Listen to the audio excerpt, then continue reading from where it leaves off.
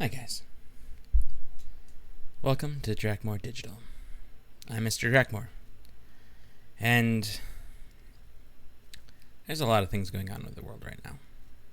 We all know that. We watch the news, we see the articles, we see our friends post, and we're out there on the streets, some of us. Not all of us, and not all of us have the opportunity to do so. We do our best. We write posts on social media, we learn, we follow.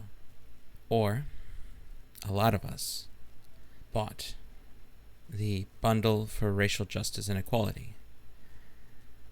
I'm not trying to capitalize on the issues at the moment, but I was so amazed by the response I saw to this. I mean, granted, you get an amazing amount of content,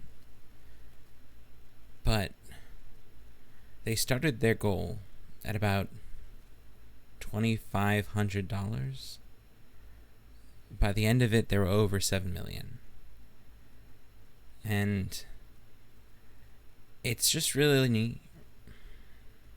It's just really nice to know that in a time like this, where there's so much unrest and so much anger, that we as gamers, as a community, as a group, as a corner of the world in our own right, we have the ability to do such good. And because of that, I wanted to do, I don't know how long this is going to be. I'm going to be doing a series. I'm using this as an ability to do as much good as I can through this.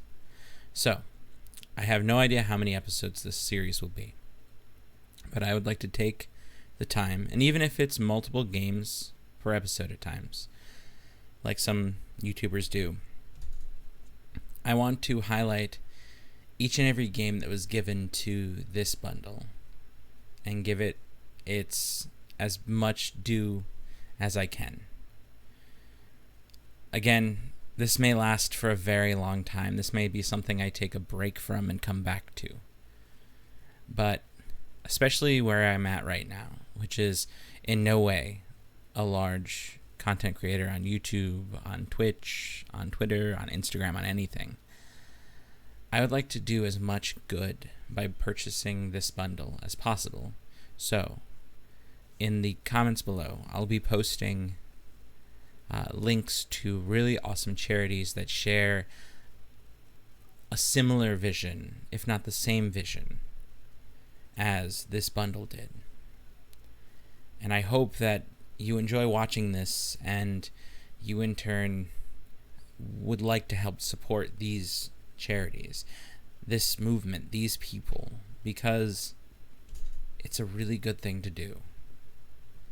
It's making the world a better place. It's holding people accountable. And I might just be a guy behind a camera, but I'm also a human being and a dad, and I would love to know that when my son grows up, that he is in a better world than I grew up in, than my father grew up in, than his father.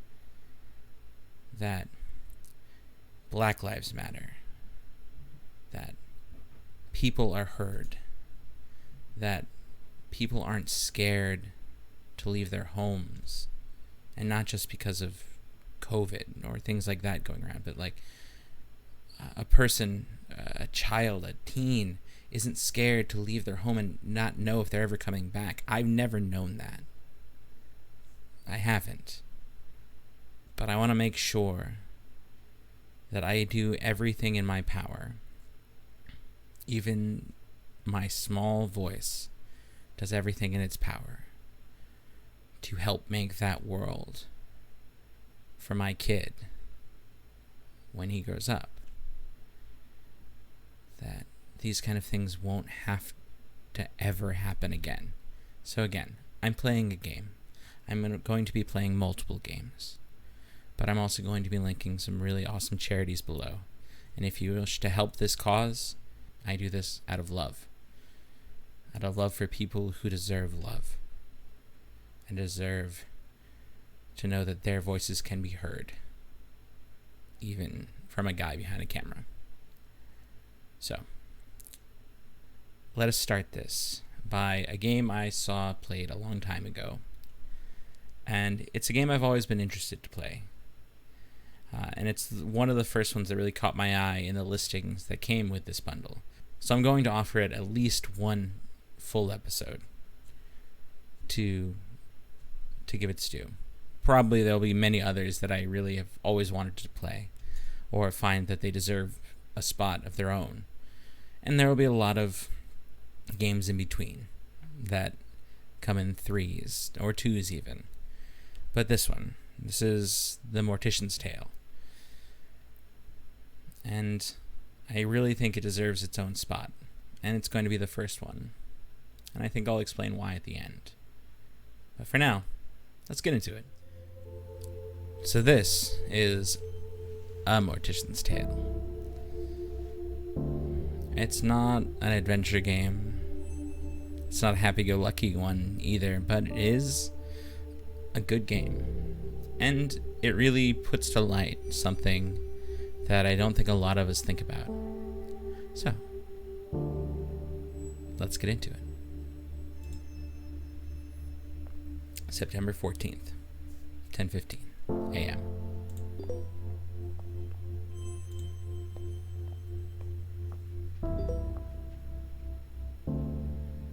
From Matthew Jeffrey to Charlie.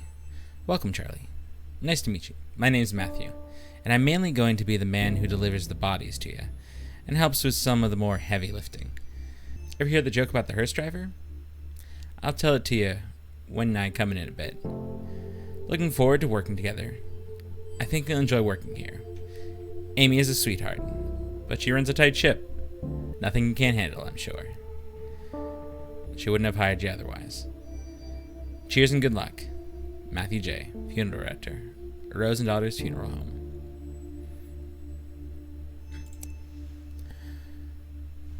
From Amy Rose to Charlie. Hello, Charlie.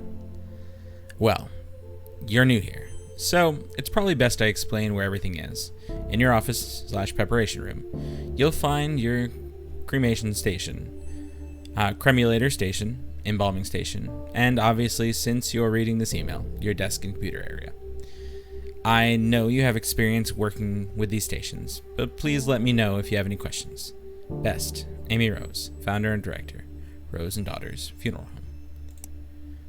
Jen Love, Charlie.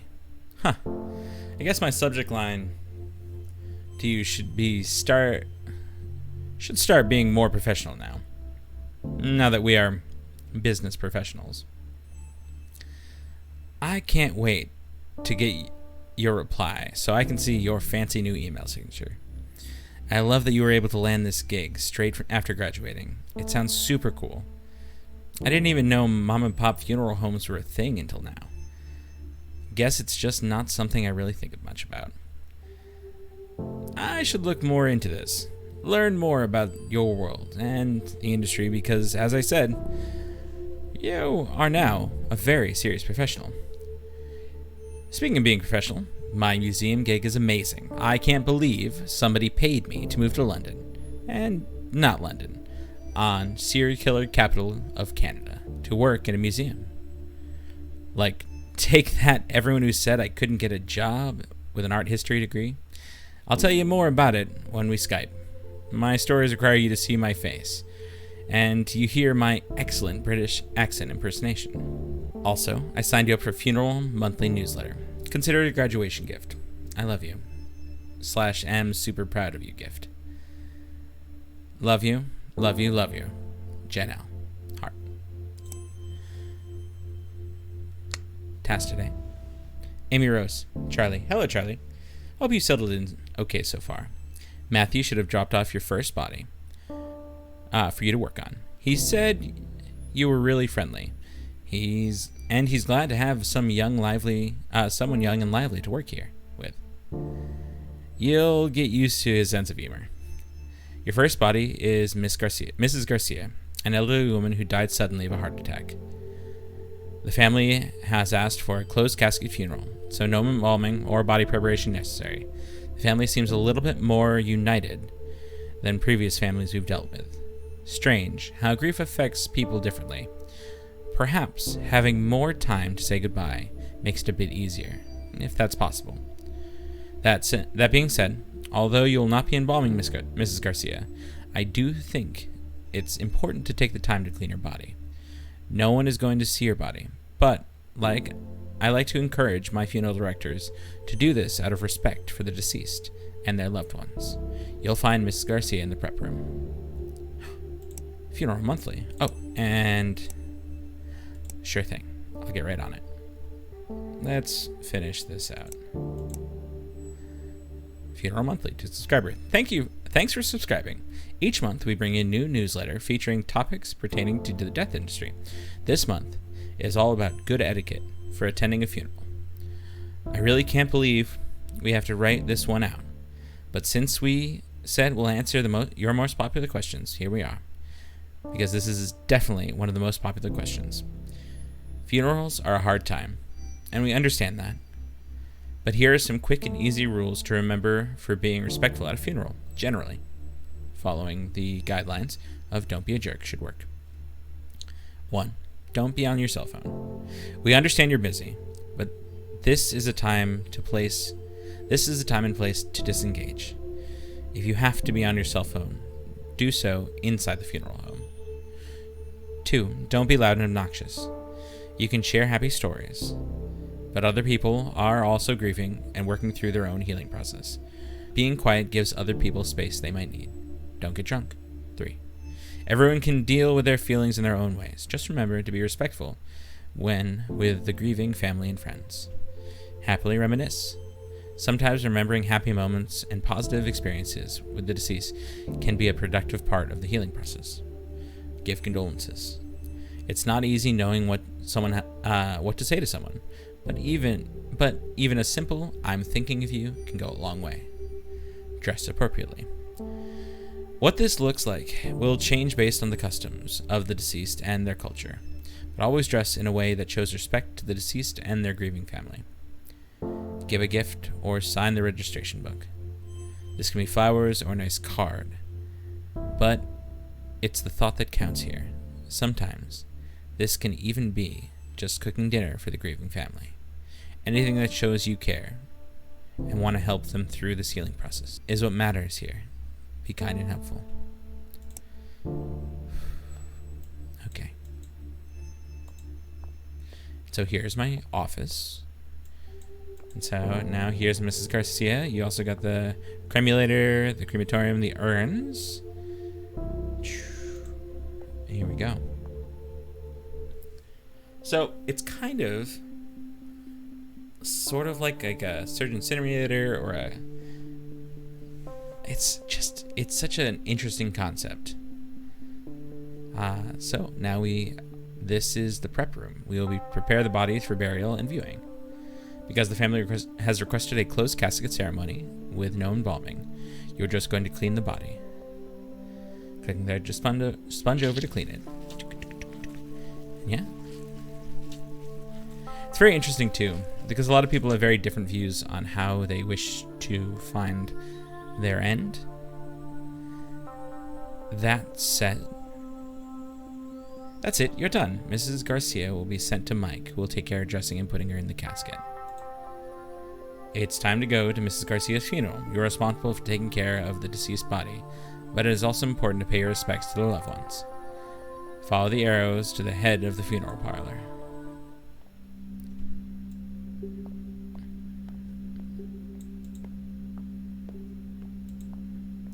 It's a very cute and mournful outfit.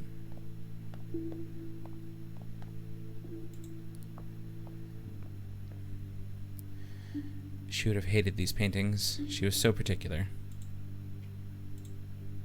Yeah, at least she doesn't have to see them, I guess. That's...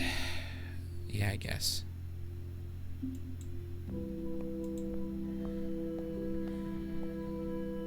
We usually don't small talk a lot at these things. At least that's what I was always taught.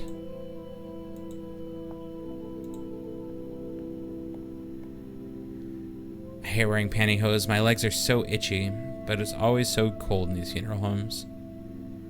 I think I might actually miss those sweaters she used to knit me for now.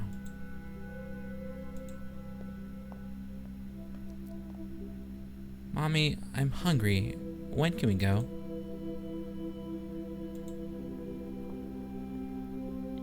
Yeah, I heard the family specifically said no embalming. I thought it was mandatory, like required by law, but I guess not. It's not. Actually, there's a lot of things that funeral homes do that aren't required by law, and there's a lot of alternative funeral means, says a person who actually really, really wants to be buried alternatively. No embalming, no anything. If I go naturally, I would like to be cleaned, dressed, wrapped in a sheet, and put in the ground. Or in one of those very interesting either like spreading a tree coffins or mushroom coffins that just slowly but surely just you basically just fade away into fungus. It sounds really weird and odd, but I'm kind of weird and odd, so it kind of makes sense. But yeah, so no, it's not required actually. Embalming weirds me out. Do those chemicals leach into the ground? Seems strange to be using chemicals that is known to cause cancer and putting them into the ground like that. Or into the sewer. That's what they must do with the leftover formaldehyde, right? Just pour it down the drain? That is absolutely, cannot be what they do. Just speaking out loud. It can't be. There are many ways to deal with chemicals, and that is not one of them. At least embalming guarantees you won't be buried alive. Which is definitely not a lot to do with... It's not really a thing anymore. Good God. Stop it. Don't make me laugh right now. Don't make me laugh. Hoo-wee. Let's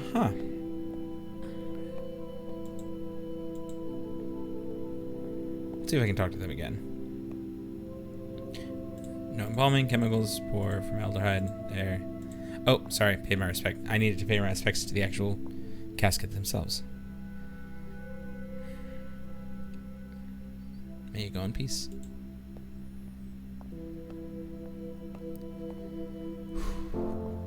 October 11th, 10:09. Cleaning up my area. Got a new email. Gonna drink some coffee. Yeah, it's gonna be a good time. I also really like that she's got like tattoos and stuff. An alternative person. Super cool. Super cool. Jennifer Valentine. Charlie.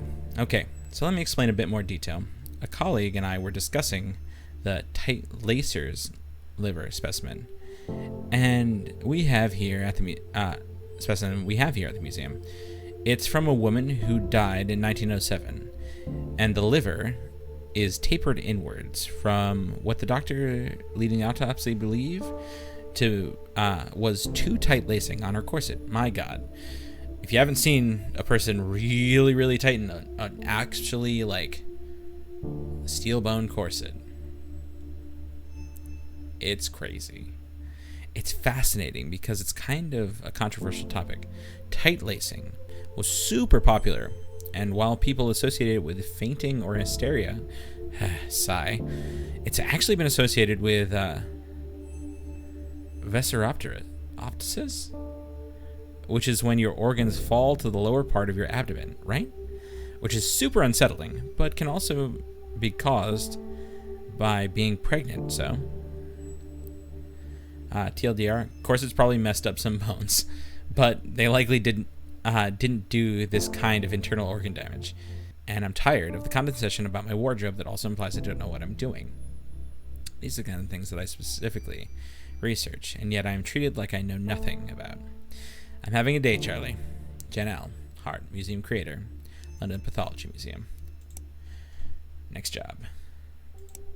Oh. Next job, Amy Rose, to Charlie. Hi, Charlie.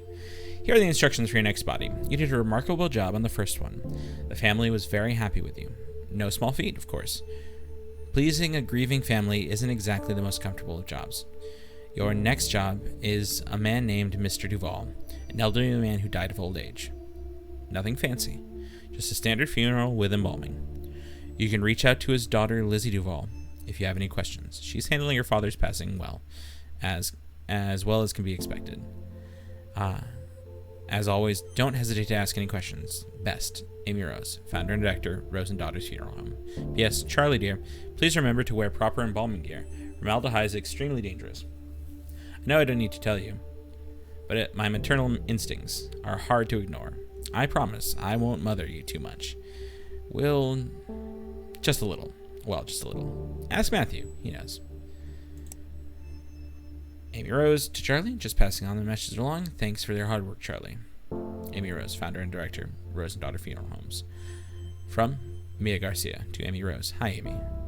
Please pass along our deepest thanks to you and your staff for the wonderful job they did at our mother's funeral.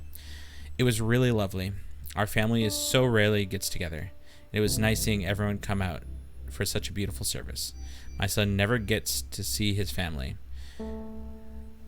Also, it was incredibly kind of you to let us bring our own food in.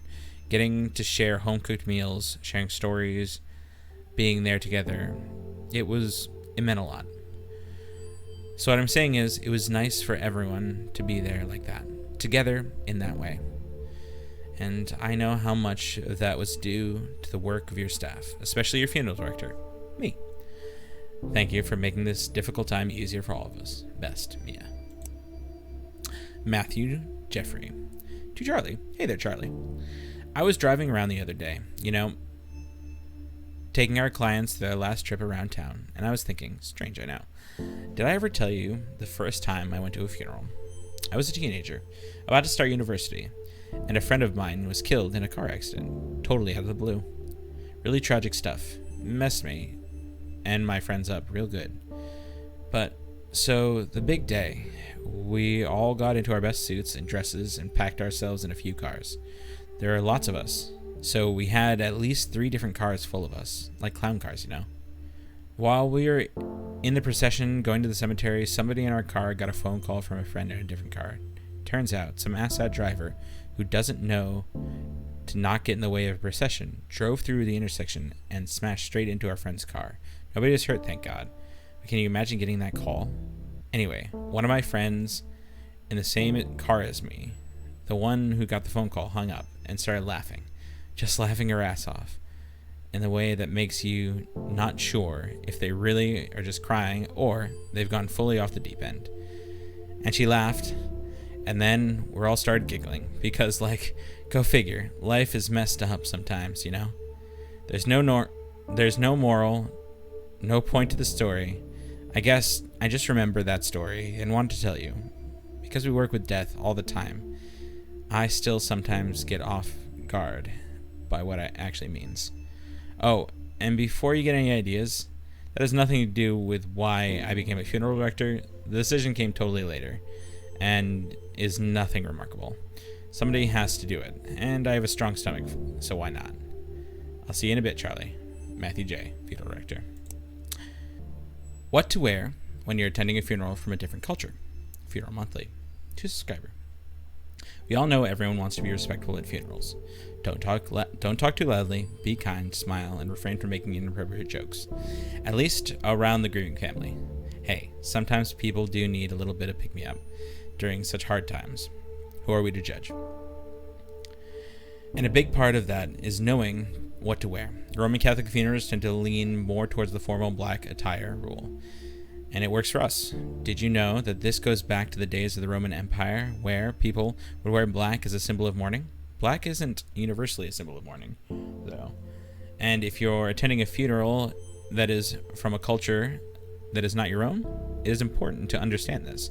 Some colors have different meanings, and despite your best intentions, the wrong choice could mean an accidental offense. For example, in Hinduism and in Chinese culture, white is typically the color of funerals. For Islam, though, it is less about color you are wearing and more about how modestly you are dressed. Refrain from wearing any elaborate jewelry and be respectful of your behavior. For Sikh funerals, color of clothing isn't as important as is dressing modestly and being able to appropriately sit cross-legged.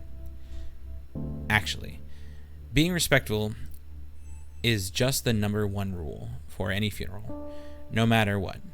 No matter what, really. Remember that, and please don't hesitate to ask what is and isn't appropriate to wear. If you are attending to support a friend, family member, or partner, this day is not about you. So, be sure to do whatever you can to be as respectful and supportive as possible, even if that means not wearing what you're used to wearing at a funeral, or even if that means asking how you can appropriately show your respect. I'll get right on it.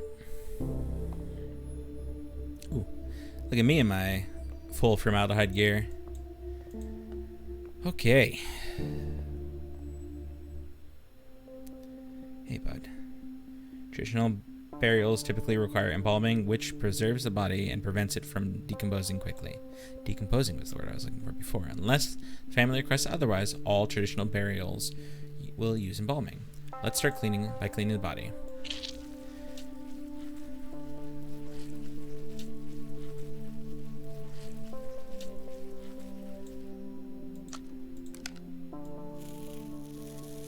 Take the razor, drag it over. Interesting that those are the things. In order to break rigor mortis, you'll have to massage the body. Click and drag over the body to massage it. Interesting.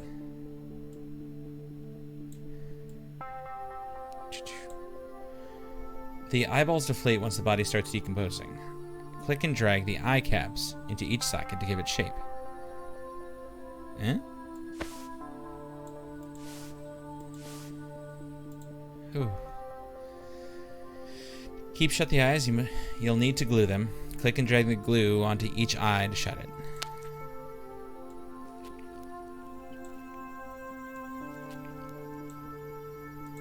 The mouth sags and hollows once the body starts decomposing. Click and drag cotton balls into the mouth to give it shape. To keep the mouth from opening, you'll need to suture it shut. Click and drag the needled thread over the jaw to close it.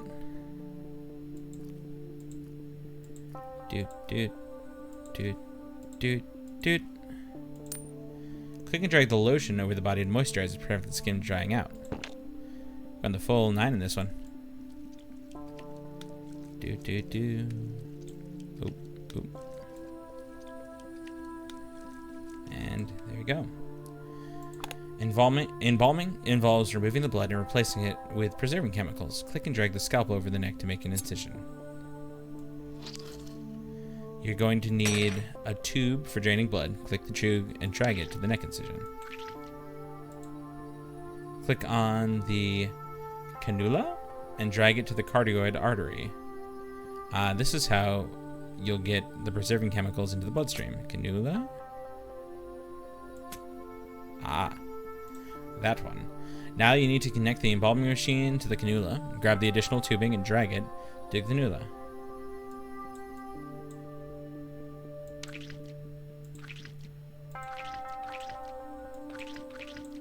Aha.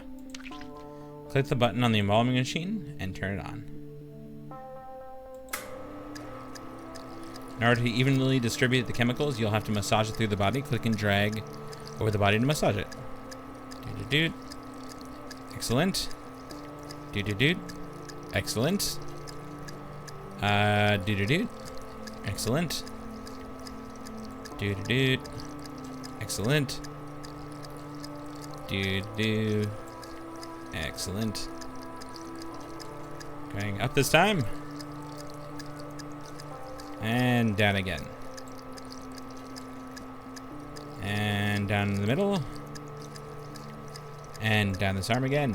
Ooh, missed one. There we go. And now sew the incision up. Doot. Ooh. Almost done. Now, you'll need to drain organs of any remaining fluids. Please click on the choker and click and hold on the abdomen until the liquids have been drained. Yee.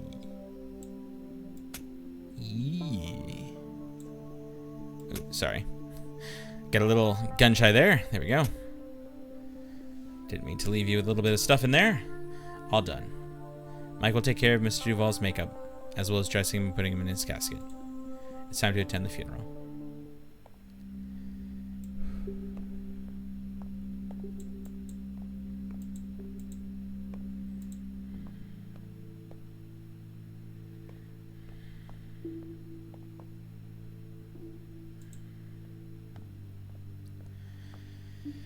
Came out of nowhere. I mean, it always sort of does, doesn't it? Yeah, 1 minute you're laughing and having fun, and the next, poof, the person's gone. Just, like, gone. Yeah, it's weird to think about it for too long. It's like staring at the sun. I start to feel all fuzzy when I think about it. So weird how our bodies just stop working like that. Yeah.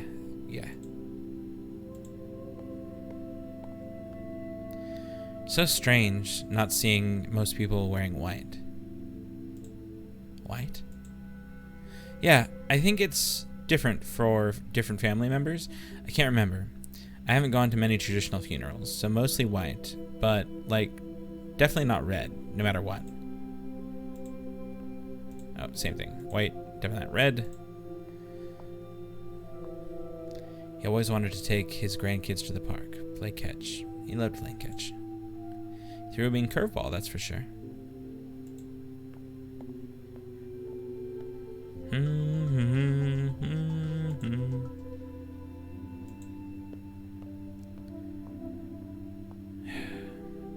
Rest well.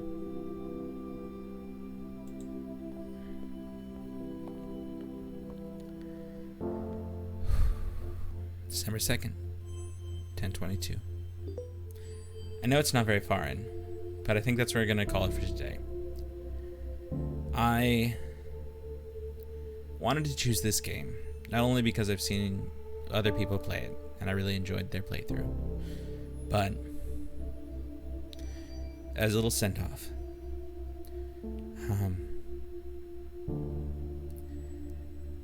As of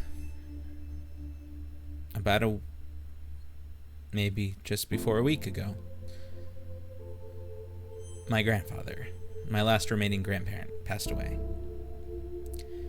And he's at peace now. It was a very peaceful passing.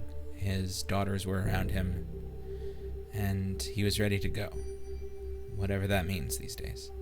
But with all of this going on, with all of COVID and everything, I'm unable to go out to say goodbye one last time. I'm not trying to garner sympathy or anything like that. I just wanted to say,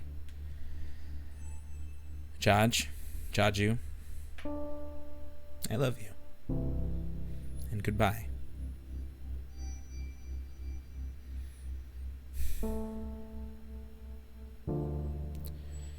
Now, as this being the first episode of my bundle for racial justice playthroughs, I'm going to, in this one, as in every other, put an assortment of charities to help the cause, now that this bundle is no longer available. If you like this video, obviously, like, comment, subscribe, do all that wonderful things. You can find me on my socials at Drakmore Digital, on Facebook, Instagram, and Twitter. You can find me on Twitch at Drakmore Digital on Monday, Wednesday, and Friday every week. But check back here, because I'll keep playing this and keep trying to boost a good cause with these playthroughs. Thank you so much for watching. And don't worry, you'll see me soon. Goodbye.